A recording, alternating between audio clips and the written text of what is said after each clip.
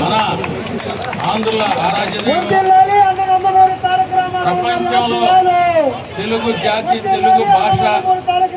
అనే పదానికి గుర్తింపు తెచ్చిన మహనీయులు మన తెలుగుదేశం పార్టీ వ్యవస్థాపక అధ్యక్షులు ప్రపంచ చలనచిత్ర చరిత్రలోనే ఏ నటుడు నటించినటువంటి విభిన్నమైన పాత్రలో నటించిన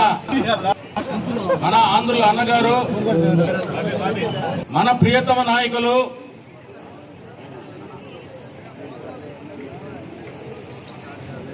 మన దైవం,